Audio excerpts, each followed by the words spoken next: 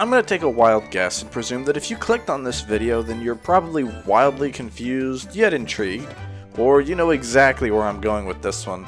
Well, allow me, friends, to throw you a curveball and blow your minds with this one life hack. Friends don't matter. What? How could you say that? What does that mean, Dallas? What does matter then? Well, I'll tell you what matters. Coins, stars, and more importantly, winning in Mario Party. Hey everyone, my name is Dallas from NoggTV, and please don't actually take what I said to heart. Friends do matter. In fact, go text a good friend or best buddy that you haven't spoken to in a minute. And if you got a homie with you, give them a hug or a kiss on the lips, because they're gonna need it. When you get out your Gamecube, pop in some Mario Party, and do your best Stone Cold Steve Austin and open up a can of Womp Ass on them. That's right, ladies and gentlemen. Today we are talking Mario Party, specifically Mario Party 5. But first, pretty please with the cherry on top, make sure to hit the like and subscribe buttons so I know I got some fellow gamers out there. Now admittedly, Mario Party 5 is probably the black sheep of the series, and it's not even the most popular edition on its own console, being outshined by the other 3 games on the Gamecube. Yeah, there really were 4 Mario Parties on one console in the span of 4 years. But they were all bangers, and when hearing conversations about the best Mario Party game, well, you'll hear a lot of N64 homers telling you all of its games are the best, but you'll also hear 4 and 6 brought up for how good the minigames are, and maybe even 7 for quirks. But why never 5? Well, they can't all have dungeon duos, but as usual, I could give you the short answer and tell you, but instead, I'm gonna show you. For starters, even though I never actually finished the game, I dig and respect the nod to Paper Mario with the 7 stars hosting the game. First up, we got Clever, who introduces us to everyone else. That's their whole job. The first star character with an actual mode is Calmer. Well, they give you the option to visit the options. These first 2 must have drawn the short sticks here. The next one up is Mamar, and this is the first mode you might spend some time on, as this game's bonus modes aren't deep, but they offer a change of pace if you want something different between regular boards. Maybe you're tired of winning, maybe you're tired of losing, or maybe you're just tired of freaking vicious vending.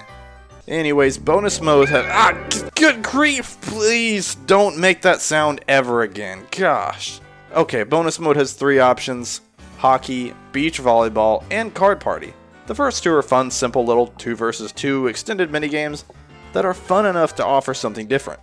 I just like hockey for the purpose of picking Toad and absolutely body checking the shrooms out of people. Side note, I love how every combination of characters gives a unique team name. Cute buddies for life. Card party is pretty neat, and, you know, for a more traditional cardboard game, using the characters as pawns well, hey wait, where is Toad? No, seriously, where is my boy Toad? I was gonna say nice things about Card Party, and I still could, but I'm just not in the mood now. After leaving bonus mode, where you never have to hear Mamara's Banshee screech again, you can take a trip to visit Scholar. I'm sorry, I'm never gonna get these names right. Who is giving off some crazy Walter White vibes, I should add. This dude is definitely cooking up some good stuff in his garage. But in this instance, the good stuff in his garage right now might be the single best thing this game has going for it. For real, this game should be a game all on its own. The goal is to buy different machine parts to basically create an indestructible battle tank. The best thing about Super Duel mode is because you can draw points from minigames you play in any other mode, whether that's minigame mode, story mode, or just plain party mode. As long as you're playing the game normally with friends, or maybe you're trying to beat the story, you won't have to put in much, if any, grinding to get points. As you can see here, I've taken the time to craft a beautiful yet intimidating machine known quite simply as 53X-Man.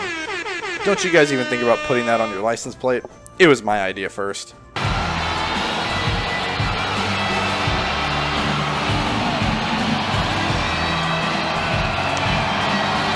Anyways, the rest I could go on for a while about, but I won't, since I have Miss Star waiting for me. So Miss Star's story mode is pretty self-explanatory.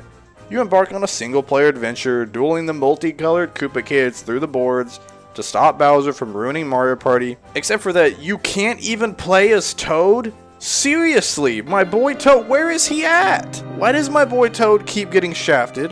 Koopa Kid, I understand, he's the antagonist of the game. Boo, yeah, sure, he's a bad guy too, why would he help Mario? But Toad, screw you, Mistar. Next up, we have Muscular. Do you even lift, bro? After sizing up Muscular and choosing your characters, you have the option to play different minigames in multiple different ways. You got Minigame Battle, which is just being the first to win a set number of games before anyone else. Minigame Circuit, which is a weird cross between Mario Kart and Mario Party. Minigame Decathlon, where the goal is to get the highest total score, meaning it's not just important to be first, but you also don't want to be last. There's also Minigame Wars, where winning a minigame lets you turn a tile to your color. Minigame Tournament, where you only play duel games. And last, of course, Free Play, where you can play any minigame you've unlocked as many times as you want, including the final boss fight from the story mode. There are so many different minigames, 75 to be exact, if you count the final boss fight, but I'll give some favorites and non-favorites from each category. Free For All has a lot of bangers like Pushy Penguins, Hotel Goomba, Dinger Derby, and Coney Island. Yeah, you know the one that Taylor Swift made a song about? And I'm sitting on a bench in Coney Island wondering where did my baby go. There aren't too many snoozers in this category outside of fish sticks and, yes, freaking vicious vending.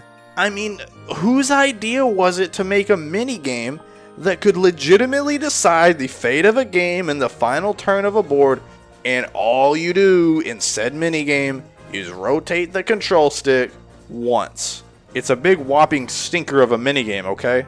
The 1 versus 3 is really hit or miss. You either have games like 2-Bit or Lose It, Squared Away, or Fladiator that are a blast. Or games that make you want to throw your hat down like Quilt for Speed, Mathletes, or Curvy Curbs. The 2 versus 2 minigames don't have any that I'm real crazy for, but also don't have any strong ones that I hate. Clock Stoppers kinda sucks if you're teamed with the AI versus 2 humans. Berry Basket is just hard for me because of depth perception. And Sub Marathon is okay, unless you're the partner whose sole job is to blink, which does nothing. And yeah, you can swap, but it's optional. Meaning one person could literally set the remote down and take a bathroom break during the game. Battle games are split down the middle for me. Tug-O Dory, Bill Blasters, and Twistin' Out are a lot of fun. While Lucky Lineup and Random Ride are literally just luck-based games, and Astrological would be fun for me if I knew my freaking star signs. Look, I just found out I'm a Libra last year. I don't know what that means, and I definitely don't know what the sign is. The dual minigames are by far the worst, because you can really fit them into the 3 categories I'm about to make. Luck-based minigames, minigames that are practically luck-based, and stupid, dumb, unfair, and no fun minigames. Those are the worst. Seriously, I can't even tell you one that I prefer over all the others. The Bowser minigames are good, but not great, and the series' first Donkey Kong minigames are a snooze. They're so similar. Needless to say, minigames are not the strong suit or the main reason why you should be playing this Mario Party over the others. Finally, we have arrived to the main entree of the Mario Party games, the Party Mode. While the minigames in Mario Party 5 are nothing to write home about, I do believe the boards are. First up, we have Toy Dream, which is a blast to play through, and when you get to experience all the cuckoo clocks, trains, toy soldiers the board has to offer, the little detailed sound effects as you walk over certain spaces, or by certain aspects of the background, make this a classic for me. Next up, we have, unfortunately, what is my pick to be the lamest board in this installment. Rainbow Dream is just kind of there. It's not awful. It just feels like a hassle to play. It's got too many different areas, sectors of the board that the star could land.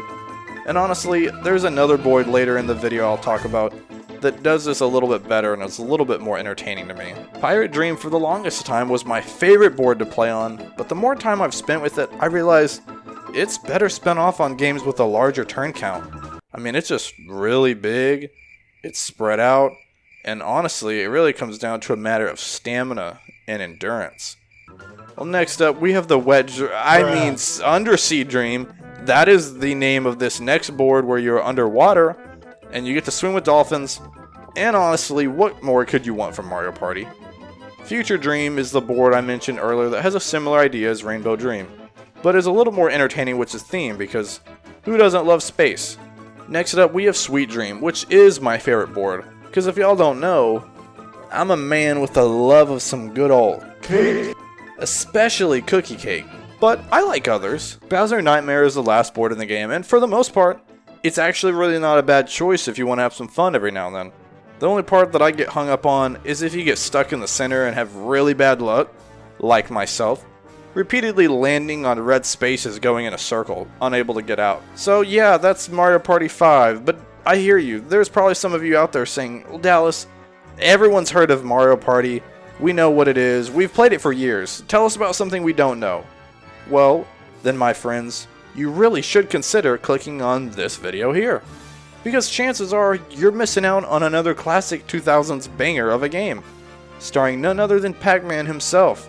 And as one last reminder for you guys, if you enjoyed the video, make sure to like and subscribe for more content.